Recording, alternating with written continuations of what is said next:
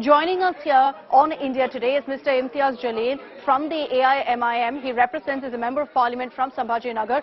Sir, good evening. You were there when the violence broke out last evening in your constituency in Sambhajinagar. Can you tell us exactly what happened, Mr. Jaleel?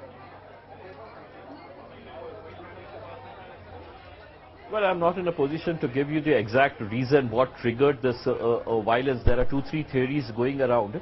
But I have told the police commissioner to take out the CCTV footages from the entire area where that violence started.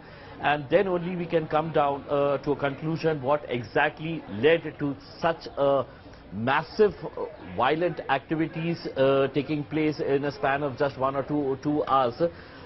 When it all started yesterday night in front of a Ram Mandir temple. When I reached the spot, I was told by the police not to come there. They're taking everything under control. But there were so many frantic calls I was getting from that area that the situation is going out of control and I should reach there. I went on my motorcycle to that place and realized that the situation was really out of control. And the most surprising and shocking part was that there was a huge crowd that were indulging in violence, but there were hardly a few policemen who were present. So the big question before me, and when I reached there, I asked the first question to the ACP who was present there, where is the force, where is the policemen? And I am surprised even today that my city has not become so big that the police could take 2.5 hours to reach that place where the violence was taking place, where the vehicles were being burned, where there were stones being pelted, and all sorts of violence was taking place, and there was no policemen around to control that situation. So there are so many questions that need to be answered. But the most important thing as of now is to maintain peace in the city, and for which we all are working together, and hopefully we are going to see a peaceful city as of now, even as the procession of Ram Navami has started in a big way.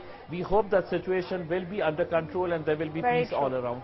Very true. You raised a very valid question, Mr. Jaleel, which everyone's asking as to what the police was doing when this kind of violence broke out. But you can also see in the footage that the PCR vans, the police vehicles that are there, are particularly being targeted by this angry mob. You also said, sir, that right now we don't really know what triggered it. But did you try to speak to this mob? Did you try to kind of appeal to them to stop resorting to this violence?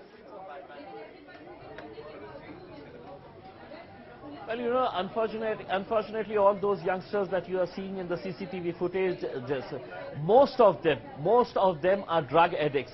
And Aurangabad has become a safe haven for drug addicts. We have been fighting against this with the police to take stock of the situation. And we have been warning them that these drug addicts could play havoc in the city. And yesterday night what we saw was actually what we were apprehending for the past so many months wasn't this communal? There was no reason for anybody to indulge violence, weren't these clashes communal? Well, let me tell you, this was not a Hindu-Muslim riot. Not a single stone was pelted at any Hindu house or anybody.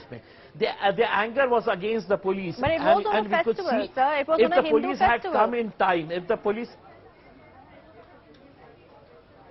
It was on a Hindu festival, but let me tell you, no Hindus were attacked, no Hindus were targeted. Yes, there was a mandir, but I had taken charge of that mandir. I sat there in that mandir for 3 hours to make sure that nothing happens in that mandir, because I knew if any untoward incident had happened in that mandir, in the Ram Mandir, then things would have escalated in a much bigger way. And I ensured, sitting there for 3 hours, with the pujaris, with the family members of all those people who work in that mandir, and I made it sure that nothing happens in that mandir area. And fortunately, nothing happened. The next morning, when all the top leaders of BJP and Shiv Sena came, they also saw the situation, and everybody told them that nothing happened in the mandir. Whereas in the night there were rumors spreading all around that 20 people have been killed, the mandir has been burnt, and nothing of that sort had taken place. But yes, rumors were taking around, and I had to stand in front of that mandir, in front of Lord Rama, and I had to give a video message along with the pujari of that mandir to tell the people, to convey a message that everything is normal within the mandir premises. Nothing has gone wrong. No untoward incident has taken place within the temple premises. Yes, outside the mandir there were violent protests. The police vehicles were being targeted. There were stones being pelted.